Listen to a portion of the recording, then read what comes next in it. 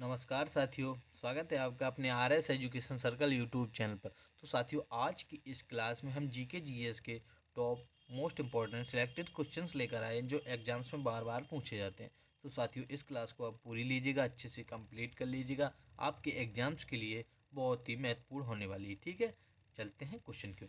साथियों, जो हमारा पहला क्वेश्चन पूछा गया है उसमें है कि गीत गोविंद पुस्तक के लेखक कौन थे। तो साथियों, जो गीत गोविंद पुस्तक है उसके लेखक आपका यहाँ पे राइट आंसर हो जाएगा जयदेव थे। ठीक, याद रखेंगे, यहाँ पर आपका बी ऑप्शन साथियों राइट हो जाएगा।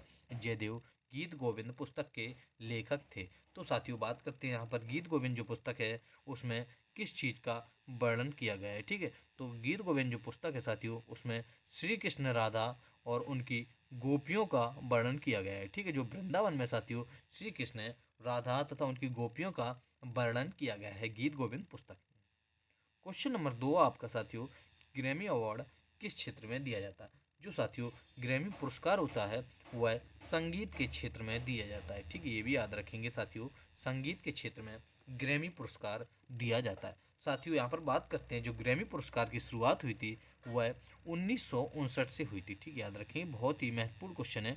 1959 से ग्रैमी पुरस्कार की शुरुआत हुई थी। ठीक है साथियों, जो प्रथम भारतीय ग्रैमी पुरस्कार पाने वाले थे वह रविशंकर थे। ठीक, ये भी याद रखेंगे साथियों, रविशंकर जी ने प्रथम बार भारतीय ग्रैमी पुरस्कार पाने वाले व्यक्ति थे। ठीक है, क्वेश्चन नंबर साथियों आपका 3 है, पक्षियों एवं उनके आवाज़ों का अध्ययन क्या कहलाता है। साथियों, जो पक्षी एवं आवाज़ों का अध्ययन है वह क्या कहलाता है। तो आपका साथियों इस पर राइट आंसर हो जाएगा पक्षी विज्ञान या ऑथनोलॉजी कहलाता है। ठीक, याद रखेंगे साथियों, जो पक्षी एवं उनकी आवाज़ों का अध्ययन है वह पक्षी विज्ञान या ऑथनोलॉजी कहलाता है। याद रखेंगे। क्वेश्चन नंबर 4 आपका साथियों, कि भूदान आंदोलन कब प्रारंभ किया गया था। तो साथियों, जो भूदान आंदोलन है वह 1951 ईस्वी में प्रारंभ किया गया था। ठीक, याद रखेंगे साथियों, यहाँ पर आपका ये ऑप्शन साथियों राइट हो जाएगा।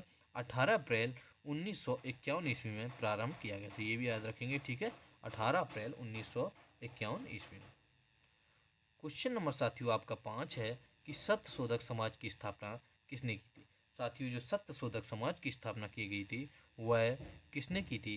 तो आपका साथियों यहाँ पर राइट आंसर हो जाएगा ज्योतिबा फुले जी ने सत्य शोधक समाज की स्थापना की थी। ठीक है, यहाँ पर साथियों आपका सी ऑप्शन राइट हो जाएगा।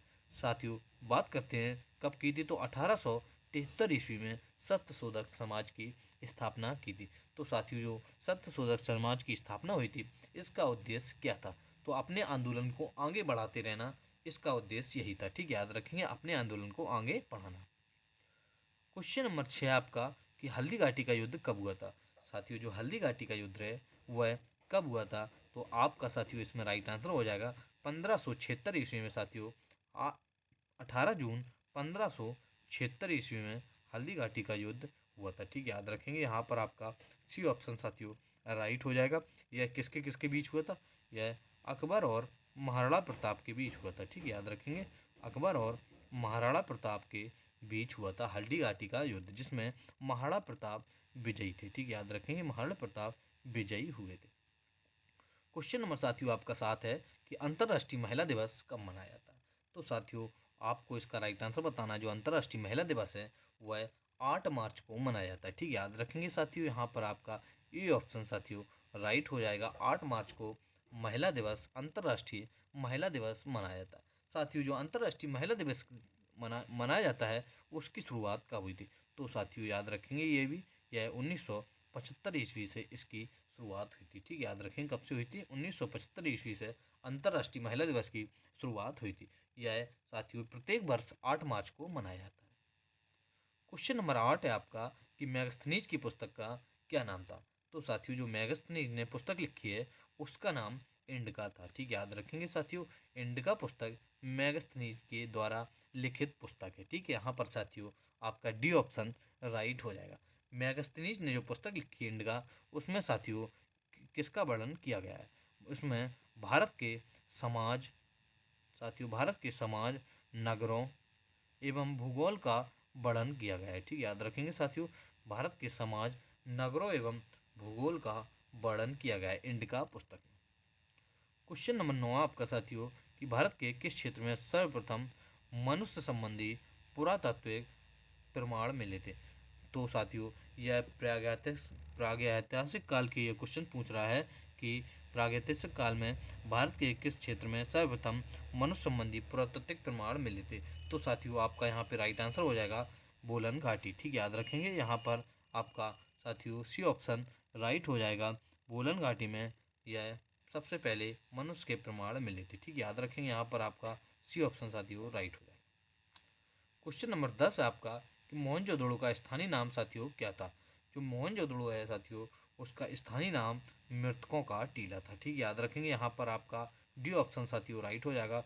मृतकों का टीला था मोहनजोदड़ो का स्थानीय नाम।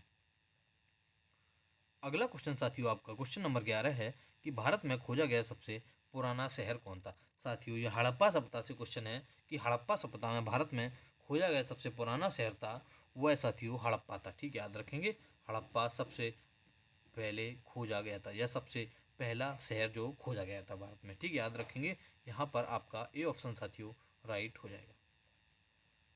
क्वेश्चन नंबर 12 आपका कि द्वितीय गोलमेज सम्मेलन कब आयोजित किया गया था। साथियों जो द्वितीय गोलमेज सम्मेलन हुआ था वह कब आयोजित किया गया था। तो आपका यहाँ पे साथियों राइट आंसर हो जाएगा 1931 ईस्वी में आयोजित किया गया था। ठीक, याद रखेंगे 1931 ईस्वी में साथियों द्वितीय गोलमेज सम्मेलन आयोजित किया गया था। क्वेश्चन नंबर 13 आपका साथियों गर्म नाल में कितनी धमनियाँ होती हैं। जो गर्म नाल में धमनियाँ पाई जाती हैं वह साथियों 2 पाई जाती हैं। ठीक, याद रखेंगे यहाँ पर आपका बी ऑप्शन साथियों राइट हो जाएगा। गर्म नाल में जो धमनियाँ की पाई जाती हैं वह 2 धमनियाँ पाई जाती हैं। यहाँ पर आपका बी ऑप्शन साथियों राइट हो जाएगा। क्वेश्चन नंबर 14 आपका वह जीव जो पौधों एवं जंतुओं में रोग उत्पन्न करते हैं उन वह क्या कहलाते हैं।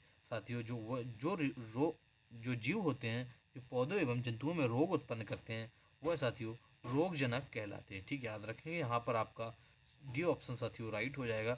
रोगजनक जो जीव हैं वह पौधों एवं जंतुओं में रोग उत्पन्न करते हैं। यहाँ पर डी ऑप्शन साथियों आपका राइट हो जाएगा।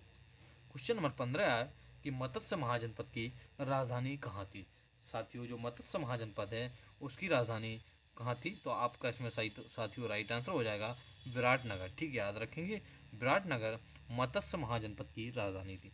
तो साथियों आपको कमेंट बॉक्स में कमेंट करके बताना है कि जो कुल महाजनपद थे वह कुल कितने महाजनपद थे। ठीक, याद रखेंगे महाजनपद की संख्या कुल कितनी थी।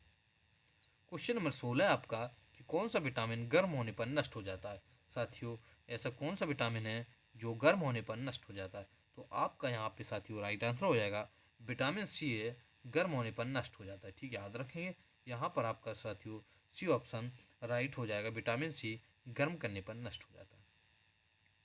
क्वेश्चन नंबर 17 आपका नर्मदा नदी का उद्गम स्थल कहाँ से है। साथियों जो नर्मदा नदी का उद्गम स्थल है वह कहाँ से है। तो आपका इसमें राइट आंसर हो जाएगा अमरकंटक की चोटी से नर्मदा नदी का उद्गम स्थल है। ठीक, याद रखें यहाँ पर आपका डी ऑप्शन साथियों राइट हो जाएगा अमरकंटक की चोटी से। क्वेश्चन नंबर 18 आपका कि कर्म ही पूजा है साथियों वह किसका कथन है। तो आपका इसमें राइट आंसर हो जाएगा साथियों कर्म ही पूजा है यह महात्मा गांधी का कथन है। ठीक, याद रखेंगे यहाँ पर आपका बी ऑप्शन साथियों राइट हो जाएगा महात्मा गांधी का कथन कर्म ही पूजा है। क्वेश्चन नंबर 19 है कि कौन सी गैस चूने के पानी को दूधिया कर देती है। साथियों कौन सी गैस है जो चूने के पानी को दूधिया कर देता है। तो आपका इसमें राइट आंसर हो जाएगा साथियों कार्बन डाइऑक्साइड चूने के पानी को दूधिया कर देता है। ठीक, याद रखेंगे यहाँ पर आपका डी ऑप्शन साथियों राइट हो जाएगा कार्बन डाइऑक्साइड। कार्बन डाइऑक्साइड का साथियों जो रासायनिक सूत्र होता है वह CO2 होता है। क्वेश्चन नंबर 20 है आपका साथियों नागार्जुन सागर परियोजना किस नदी पर स्थित है। जो साथियों नागार्जुन सागर परियोजना है वह कृष्णा नदी पर स्थित है। ठीक, याद रखेंगे कृष्णा नदी पर नागार्जुन सागर परियोजना स्थित है। क्वेश्चन नंबर 21 है आपका साथियों कि राष्ट्रीय रासायनिक प्रयोगशाला कहाँ पर स्थित है। साथियों जो राष्ट्रीय रासायनिक प्रयोगशाला है वह कहाँ पर स्थित है।